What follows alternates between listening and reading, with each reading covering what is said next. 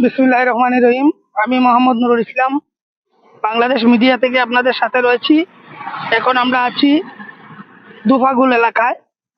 এই যে সিলেট বুলাগঞ্জ কোম্পানিগঞ্জ মহাসড়কের দুফাগুল এলাকায় আমরা রয়েছি।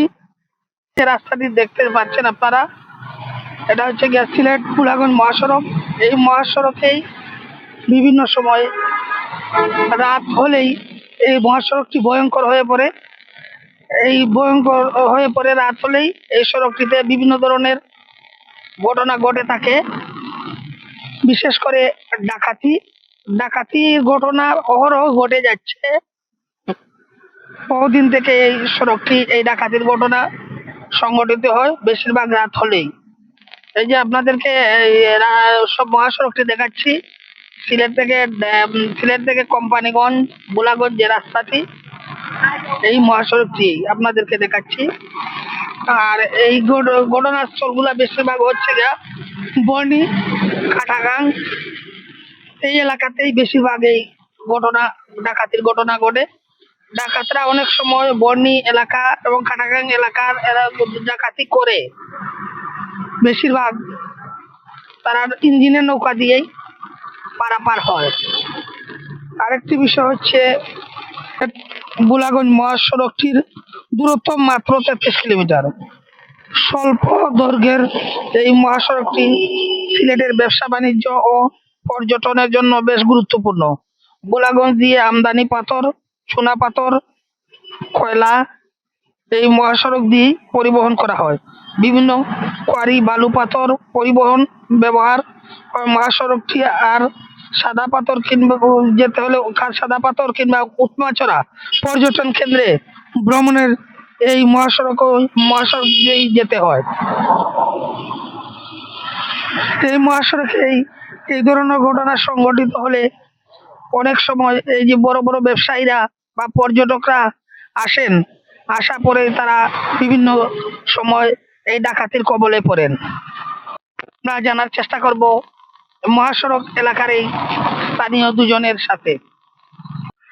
আমরা রোডটা গেছে একটা খুব ভিআইপি রোড, যেমন আপনার বুলাগঞ্জ টু সাদাবাত্তর বা সিলেট এই রোডটা প্রায় সময় দেখা গেছে যে অনেক সময় ডাকাতি হয়।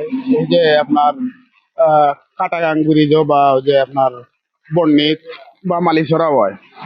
তো অনেক সময় বিভিন্ন ধরনের এলাকা প্রতিবেশী সব সময় তো আর সজাগ থাকে না। যখন তারা শুনে তখন গিয়ারি মনে করিলেন যে রাস্তার পার্শ্ববর্তী যারা আছে বাড়িঘর, ওরা একটু প্রতিহত করে।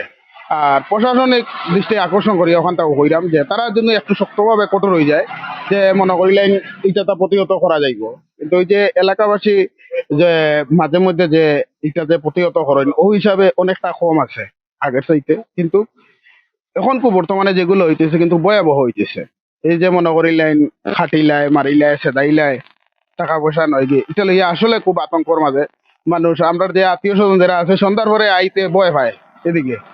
তো অনেক সময় গিয়ে আম্বরণা দিয়ে গিয়া তারা আগুয়াইয়া নিয়ে আওয়া লাগে।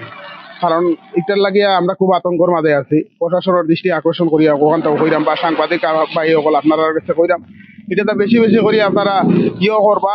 আর প্রশাসনিক যে তারা যে শক্ত একটা ভূমিকা নেয় বা এই জিনিসটা প্রতিহত করে, আমরা যতটুকু সহযোগিতা লাগে আমরা এলাকাবাসীরে পাইবা। গুরুত্বপূর্ণ রোড, ঠিক আছে, এটা ব্যবসায়ী রোড বুলাগঞ্জ টু সিলেট। এই রোডও প্রায় সময় মাঝে মাঝে রাত্রে ডাকাতি হয়। এইগুলা ডাকাতিগুলা আমরা কিভাবে ডাকাতি থাকি ব্যবসায়ী বা আমাদের ড্রাইভার গুলা বাঁচতে পারে, এই নিয়ে আমরা অনেক সময় অনেকগুলা প্রশাসনের সাথে জড়িত হইয়া বা একসাথে আমরা অনেক কিছু ভূমিকা নিছি। ইনশাল্লাহ আগের চেয়ে অনেক কম আছে এখন। আগে অনেক কিছু ডাকাতি হইতো, বন্নির ডাকাতি হইতো, তারপরে আপনার খাটাং ডাকাতি হইতো, তেলিখাল হইতো।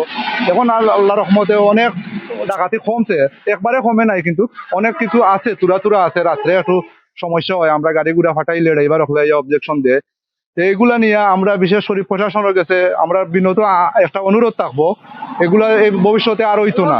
এইভাবে এটা শেষ নিষ্পত্তি হোক। আর ব্যবসা বাণিজ্য হয়, পর্যটক আসে, ওরা যেন আমাদের সিলেটের একটা ঐতিহ্য আছে এটা ধরিয়া রাখে, যে সিলেট আসলে কোনো অসুবিধা হয় না, নিরাপদে আমরা যাইতে পারি, আবার নিরাপদে আসতে পারি। এগুলা যেন সবাই গিয়া বলতে পারে। আর প্রশাসনের কাছে বিশেষভাবে একটা অনুরোধ থাকবো, আমরা পর্যটক ব্যবসায়ী যারা টাকা পয়সা নিয়ে যায়, ওরা বুলাগঞ্জ মাল কিনাত, ওরা যেন সেইভে যাইতে পারে, সেইভে আসতে পারে। অনেক ডিস্ট্রিক্ট ড্রাইভার ওদের কাছে টাকা থাকে টিপের, ওইগুলা ড্রাইভারগুলো যেন সুস্থভাবে যাইতে পারে বুলাগঞ্জ, আবার বুলাগঞ্জ থেকে আসতে পারে।